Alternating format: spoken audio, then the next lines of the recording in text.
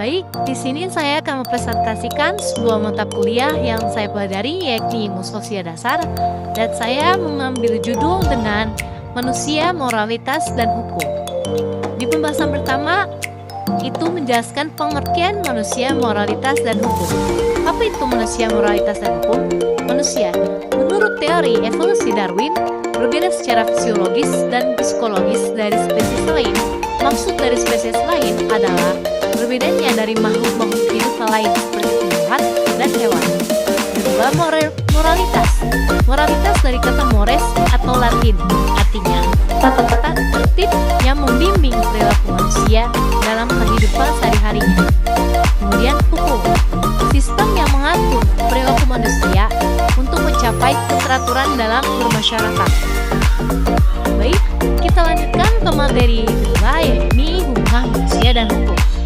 Apa itu hubungan manusia dan hukum? Di mana manusia memiliki sifat bebas, namun terikat akan sebuah aturan, yakni hukum.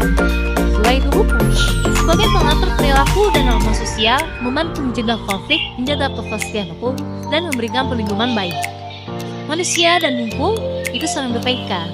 Manusia yang membahankan, sedangkan hukum adalah sebuah alat yang dimana mengikat segala perilaku atau tingkah laku yang dilakukan oleh manusia atau disebut masyarakat dalam kehidupan sehari-harinya.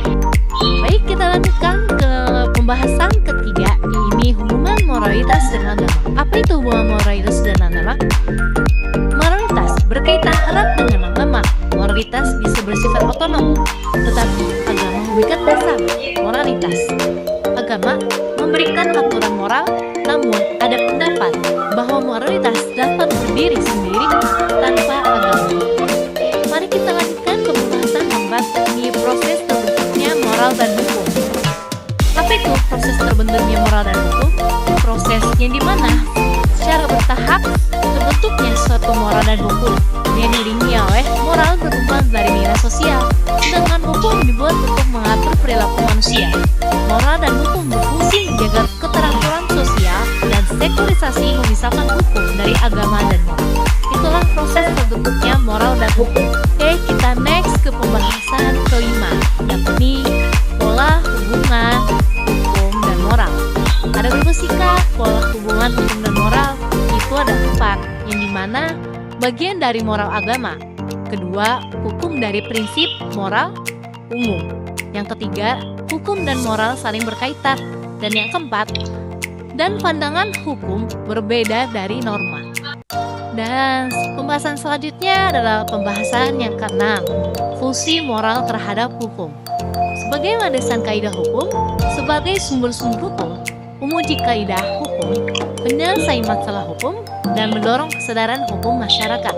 Di pembahasan selanjutnya adalah pembahasan terakhir, yang dimana pembahasan ketujuh, yang mengenai hubungan manusia dengan moralitas.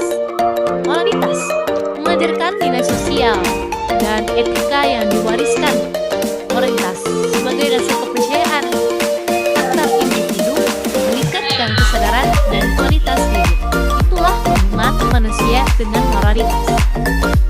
Baik, telah selesai pembahasan yang saya telah presentasikan, yang dimana saya akan memberikan sebuah kesimpulan dari hasil materi yang saya presentasikan, yakni kesimpulannya adalah moralitas dan hukum merupakan dua unsur yang memegang peranan penting dalam kehidupan manusia. Suatu hubungan yang kuat dan saling menguntungkan, tetapi dengan mekanisme yang berbeda. Itulah kesimpulan dalam materi yang saya bawakan dalam presentasi saya yang ini adalah manusia, moralitas, dan hukum. Telah lama saya menemani Anda untuk melihat hasil presentasi saya. Terima kasih atas kontribusi Anda dan kesempatan saya untuk bisa memberikan sebuah manfaat yang semoga saja bisa bermanfaat juga untuk kepada Anda. Thanks for watching. Gunakan kesempatan hari ini untuk mempersiapkan peluang lebih besar di masa depan nanti. Cukup sekian, terima kasih. Wassalamualaikum warahmatullahi wabarakatuh.